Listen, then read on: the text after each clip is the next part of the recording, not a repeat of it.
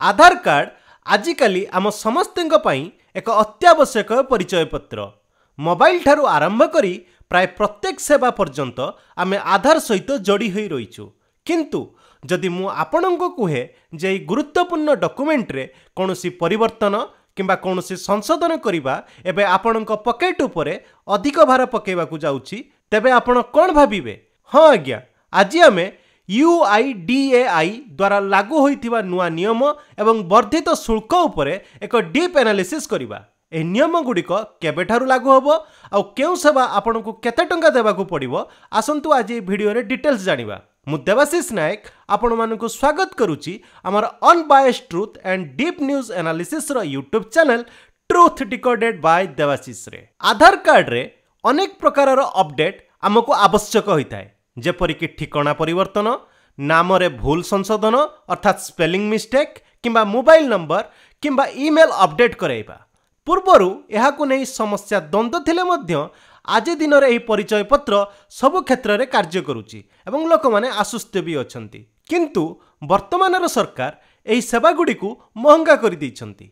आधार card नामांकन हेउ किंबा संशोधन हेउ उभय क्षेत्र रे दर वृद्धि पाइची। दर्शक बंधु, UIDAI द्वारा एही नूतन दर अर्थात नूतन फी अक्टोबर 1 तारिख रु ही लागू करा जायछि। एही नुआ रेट रे सेवा गुड़िक डाकघर रो आधार सेवा केंद्र गुड़िक उपलब्ध हेउछि।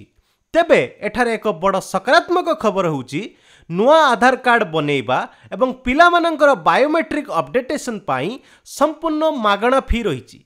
आसंतु नुआ शुल्क ढांचा उपर एक नजर पकाइबा, जहाँ सेप्टेम्बर 30, 2028 पर्यंत एप्लिकेबल रहिबो। प्रथमटी होउछि डेमोग्राफिक संशोधन अर्थात डेमोग्राफिक मॉडिफिकेशन।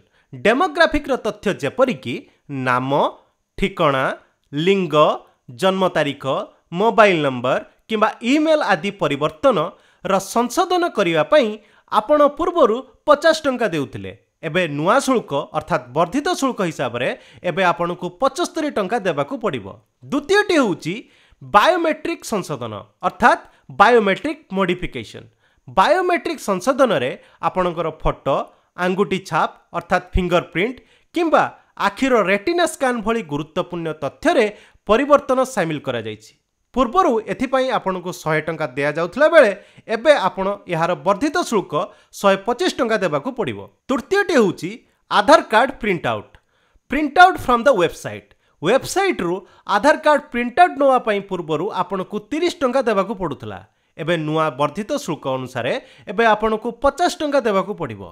एही वर्धित दर व्यवस्था 2028 मसिया सेप्टेम्बर 30 तारिख पर्यंत एप्लिकेबल रहिबो। तेबे एहा परे समय सहित एही दरर पुनर्बार वृद्धि करा जिवार संभावना मध्य रहिछि। जदि आपण आपणकर आधार कार्ड संशोधन करने चाहूँगी तेबे आपण निज निकटस्थ उपडाकघर अर्थात सब पोस्ट ऑफिस किंबा प्रधान डाकघर अर्थात हेड पोस्ट ऑफिस सहित जोगाजोग करिपारिबे। देशर अधिकांश जिले में व्यवस्था उपलब्ध अछि, तेणु यह कार्य करने लोकंकु कौनसी प्रकार चिंता करने को पड़िबो नाही। सबुठारु गुरुत्वपूर्ण कथा हेउछि कैंपर आयोजन नियम मध्य रहिछि। ग्रामर सरपंच कौनसी शिक्षणीय स्थान गुड़िक आधार कार्ड बनेबा किंबा संशोधन पाई स्थानीय स्तर में शिविर आयोजन करिपारिबे। किंतु एथिपाई एक शर्त रखा जाइछि, डाक विभाग सेतेबेले शिविर आयोजन करिवे जेतेबेले आधार कार्ड बनेबा किंबा संशोधन करने को चाहूथिबा लोकंक सर्वनिम्न संख्या 50 किंबा ताठारु अधिका हेबो। अर्थात आपणक गाँव रे जदि 50 लोकरु अधिक लोक तांकर आधार कार्ड संशोधन करने को चाहूथिबे, जदि ग्रामर कौनसी सरपंच किंबा कौनसी संस्थार शिविर आयोजन करने को चाहूचंती तेबे सेमानंकु मुख्य अधिकारी मध्यम एक चिठी पठाइबाकू पड़िबो। चिठी पाइबा परे अध्यक्ष से प्रस्ताव उपरे विचार करी शिविर तारीख निर्धारण करिवे। तेबे फ्रेंड्स, आधार कार्ड सेवा को नहीं आसीथिबा ए नूतन नियमावली एवं वर्धित शुल्क 2028 पर्यंत बलवत्तर रहिबो। आमे एही विषय आपणक मतामत जानिबाकू चाहूचु। कौन आपण भावुचंती जे सरकार द्वारा यह दर वृद्धि निष्पत्ति ठीक थिला? आपण निजर बहु मूल्यवान मतामत ए वीडियो कमेंट बॉक्स रे लिखि जणाई परिबे। तेबे आजिर ए डीप एनालिसिस वीडियो आपनको किपरि लागिला? जदि वीडियो भलो लागिछि तेबे वीडियो को लाइक करंतु, चैनल को सब्सक्राइब करने को जमा भी भूलिबेनी। जय हिंद, जय भारत, जय जगन्नाथ।